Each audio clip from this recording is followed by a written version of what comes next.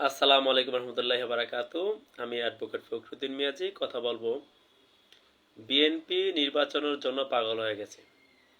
কারণ আজকে social media ঢুকলে অনেক সুশীলদের দেখতে পাই, তারা বিএনপিকে অবজ্ঞা করে এই লেখাটা লেখেন যে বিএনপি নির্বাচনের জন্য পাগল হয়ে গেছে, নির্বাচনের জন্য পাগল হয়ে গেছে। ওই সকল সুশীলদের উদ্দেশ্যে আমি বলতে চাই, আরে ভাই, বিএনপি নির্বাচনের জন্য পাগল হয়ে গেছে কথাটা বললে আমরা যারা বিএনপির অনুসারী, বিএনপির কর্মী যারা, তারা অবশ্যই সেটাকে গর্ববোধ মনে করি। কারণ বিএনপির ইতিহাসে নির্বাচন নিয়ে ইতিহাস। বিএনপি প্রতিষ্ঠার পর থেকে শহীদ প্রেসিডেন্ট জিয়াউর রহমানের আমল থেকে শুরু করে এখন পর্যন্ত বিএনপি প্রত্যেকটা ক্ষেত্রে, প্রত্যেকটা আমলে, প্রত্যেকটা সময় চেষ্টা করছে নির্বাচনের মাধ্যমে গণতান্ত্রিক পদ্ধতিতে কিভাবে ক্ষমতায় আসা যায়। এবং এই নির্বাচন করে বিএনপি যে তাদের আত্মত্যাগ, আপনি যদি বিএনপির ইতিহাসটা ভালো করে একটু পর্যালোচনা করেন তাহলে দেখবেন বিএনপির সৃষ্টি লগ্ন থেকেই তাদের একটা ত্যাগ তিতিক্ষা শুধুমাত্র জনগণের ভোটের অধিকার নিয়ে। যখন এরশাদ আমলে আমরা যারা যে বড় বড় দলগুলা আমরা সম্পর্কে আমরা জানি, বিএনপি, জামাত, আওয়ামী লীগ, যখন বড় বড় দলগুলা এরশাদের আমলে একজোট হয়ে নির্বাচনের জন্য, নির্বাচিত সরকারের জন্য আন্দোলন করেছিল, শুধুমাত্র দেশনেত্রী বেগম খালেদা জিয়া তার কথা রেখেছিলেন। এবং এই যে বলা হয় যে আপসহীন নেত্রী, নির্বাচন নিয়ে আপসহীন নেত্রী, গণতন্ত্রের জন্য আপসহীন নেত্রী খালেদা জিয়া তখন নির্বাচনে যায় নাই, বাদ বাকি সবাই নির্বাচনে গিয়েছিল শুধুমাত্র বিরোধী দল হওয়ার জন্য। আর আমরা নির্বাচনে যাই না একটা কারণে, সেটা হচ্ছে মানুষের ভোটের অধিকার ফেরানোর জন্য। ঠিক একইভাবে 2014, একইভাবে 2024 সালে আমরা নির্বাচনে যাই নাই, কারণ হচ্ছে কি মানুষের ভোটের অধিকারের জন্য। আরে ভাই, বিএনপি নির্বাচনের জন্য পাগল হয়ে গেছে কথাটা বলার আগে, বিএনপির দিকে একটি আঙ্গুল তোলার আগে এটা খেয়াল রাখবেন যে অপর তিনটা আঙ্গুল কিন্তু আপনার দিকে তাক করে থাকে।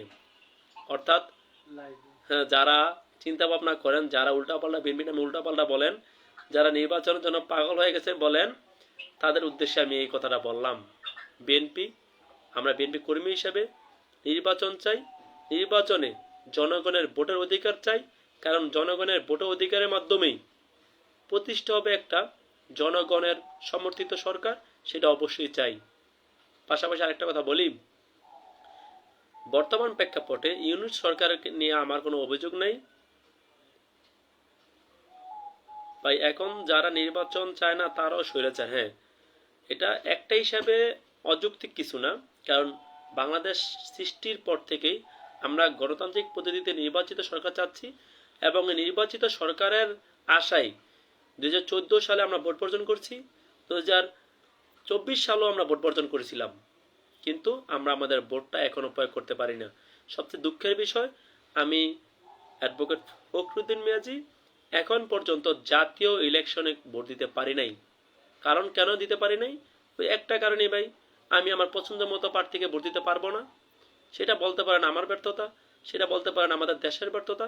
সামগ্রিকভাবে স্বৈরাচারের বিরুদ্ধে যে আমরা 5ই আগস্ট গণ অভ্যুত্থান করেছি, এর পূর্বে আমরা গণ অভ্যুত্থান করতে পারি না, এটা আমাদের ব্যর্থতা। আজকে লাইভটা মূলত আমি এই কারণেও লাইভটা করলাম, সেটা হচ্ছে যারাই এই বিএনপি নির্বাচন চাওয়াকে নিয়ে মস্কারা করেন, তাদের উদ্দেশ্যে আমি বলতে চাই, আজকে কোর্টে আমার এক বড় ভাইয়ের সাথে আমার দেখা। উনি একজন আইনজীবী। উনি বললেন যে দেশের সংখ্যাগরিষ্ঠ মানুষ বর্তমানে নির্বাচন চায় না। তো ওনাকে আমি উত্তরটা এভাবে দিয়েছিলাম, ভাই আপনি একজন আইনজীবী মানুষ, সাধারণ মানুষ, এবং আপনার মধ্যে একটা পার্থক্য আছে, যুক্তিটা আপনি ভালো বোঝেন। তো আমার কথা হচ্ছে, দেশের অধিকাংশ মানুষ যদি নির্বাচন না চায়, তার মানে নির্বাচন চায় না ওই সকল মানুষ যারা বর্তমানে বেশিরভাগ ক্ষেত্রেই যারা বিএনপিকে পছন্দ করে না। তাহলে তো সিম্পল একটা বিষয়, নির্বাচন একই হোক, আপনারা বিএনপিকে ভোট দিবেন না, বিএনপি পরাজয় বরণ করবে, আপনারা জয়লাভ করবেন। তো উত্তরটা শুনে ভাই আর কিছু বলে নাই। তো আমরাই সকালে একটা কথা বলি, বিকাল আর একটা বলি, রাত্রে আর একটা কথা বলি ভাই। এরকম কথা তো বলতো ওই এরশাদ আর সুরেতার শেখ হাসিনা ভাই। কারণ শেখ হাসিনার, দেখবেন যে শেখ হাসিনা নির্বাচনের কথাটা শুনলে আমার মনে হয় তার গায়ে একটা আগুন জ্বলে উঠতো। ঠিক একই শ্রেণীতে এখন বর্তমানে একটা তৈরি হয়েছে, একটা প্রেক্ষাপট তৈরি হয়েছে। অনেক সুশীলরা এমন এমন কথা বলে, তাদের কথা শুনে অনেক সময় হাসিও পায়, অনেক সময় আমার দুঃখ লাগে। যে তারা তো শিক্ষিত ছেলে নিজের চিন্তা শক্তিটা এত নগণ্য হয় কিভাবে ভাই? অলরেডি নির্বাচন কমিশনার ইসি কিন্তু আজকে একটা বিবৃতি দিয়েছে, সেটা বলেছে যে আমরা জুন জুলাইয়ের দিকে আমরা নির্বাচনী রোডম্যাপ দিব এবং আমরা ডিসেম্বরকে টার্গেট করে নির্বাচন রূপরেখা সাজাচ্ছি। এবং সেটা শুনে আমাদের যে নাহিদুল ইসলাম, আমার খুব পছন্দের মানুষ, উনি একজন, উনি বলতেছে যে হ্যাঁ, যে উনি ন্যূনতম সংস্কার চায় না, উনি মৌলিক অধিকার নিয়ে সংস্কার চায়। ভাই, সংস্কার আমরাও চাই, কিন্তু আপনি কিসের মাধ্যমে সংস্কার যাচ্ছেন?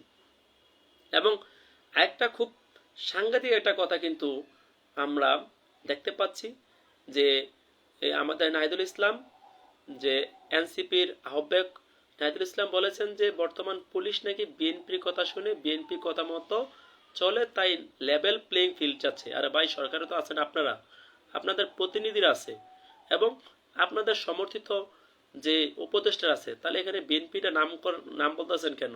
ওই যে ভাই চিরচেনা রূপ, আওয়ামী লীগ যেটা করছে, আওয়ামী লীগ নির্বাচন দিতে ভয় পাইতো কারণ কনফার্ম বিএনপি জয়লাভ করবে। ঠিক একই রকম এখন একটা শ্রেণী নির্বাচন দিতে ভয় পাচ্ছে, কারণ কারণ তাদের একটাই চিন্তা ভাবনা যে বর্তমানে যদি নির্বাচন দেয় তাহলে বিএনপি জয়লাভ করবে। আরে ভাই, বর্তমান যে নির্বাচনের বিপরীতে আপনারা দাঁড়াইছেন সেটা একটা রয়ের চাল ভাই। এটা আরেকদিন আমি সুন্দরভাবে ব্যাখ্যা করব।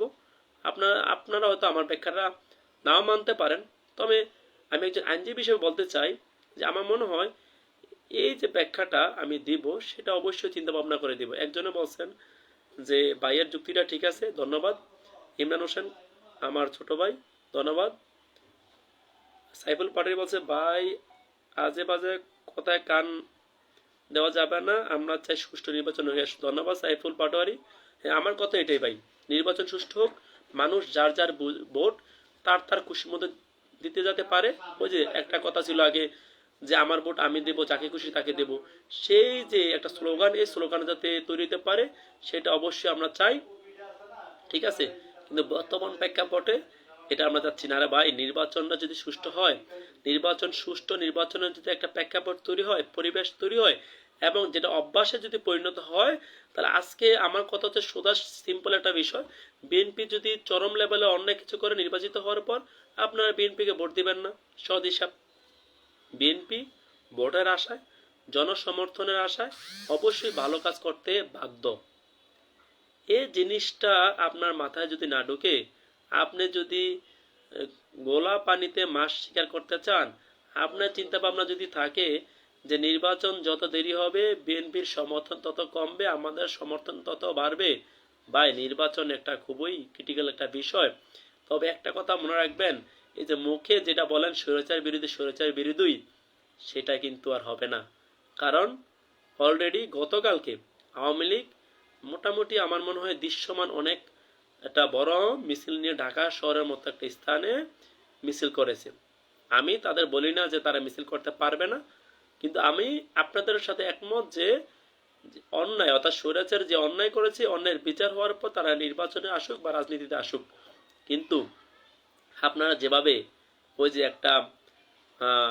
একটা রয়ের কুট চাইলে যে বাবা আপনারা ধরা গাইছেন যে নির্বাচনে এখন না পরে, আমি এটা গত লাইভে আমি বলেছিলাম যে খাতা কলমে লেখা রাখেন, যদি আগামী 1.5 থেকে 2 বছরের মধ্যে নির্বাচন না হয়, আওয়ামী লীগ বিচার ছাড়াই তারা রাজনীতি মাঠে সম্পূর্ণভাবে প্রবেশ করবে। বিচার বলে যেটা চিল্লান, সেই বিচার আর হবে না। তখন দেখতে পাবো যে যে সকল মানুষরা বিচার বলে চিল্লাইতেছেন, তারা তারা কি বলেন? ভাই, নির্বাচন, আমি বাংলাদেশের একজন নাগরিক, আমি চাই আমার ভোটের অধিকার এবং আমি চাই আমার ভোটের অধিকারের মাধ্যমে একটা নির্বাচিত সরকার হোক। সেটা ইউনূস সরকার নিয়ে আমার কোনো আপত্তি নেই। ইউনূস সরকার একজন হচ্ছে, আমরা যেটা বলতে পারি তত্ত্বাবধায়কের মতো একজন তত্ত্বাবধায়ক সরকার। অবশ্যই উনি ভালো মানুষ এবং উনি ভালো কাজ করছেন এবং ওনার বুদ্ধি পরামর্শ আমি চাই ভবিষ্যৎ যে সরকার আসবে তারা অবশ্যই ইউনূস সরকারের পরামর্শ নিয়ে, ইউনূস সরকারের কাছ থেকে ভালো কিছু নিয়ে দেশ পরিচালনা করবে, সেটা একটা ভিন্ন বিষয়। কিন্তু গণতান্ত্রিক রাষ্ট্র হিসাবে নির্বাচন ব্যতীত যদি আমরা একটা সরকার প্রতিষ্ঠা করতে চাই, সেটা রেজাল্ট ভবিষ্যতে ভালো হবে না, এখনো ভালো হবে না। তাই আসুন সবাই এই সোশ্যাল মিডিয়ার ট্রেন্ডে আইসা এই সকল নির্বাচন বিমুখী কথা না বলে গণতান্ত্রিক পদ্ধতিতে মানুষের চাওয়া পাওয়ার উপর ভিত্তি করে মানুষের ভোটের অধিকার ফিরিয়ে দেয়, যে অধিকার গত 17 বছর মানুষ পায় নাই, গত 2008 সালের পর থেকে মানুষ পায় নাই, সে অধিকার ফিরিয়ে দেয়। এই আশা ব্যক্ত করে আমি আমার লাইভটি আজকে শেষ করছি। আসসালামু আলাইকুম রহমতুল্লাহি ওয়া বারাকাতুহু।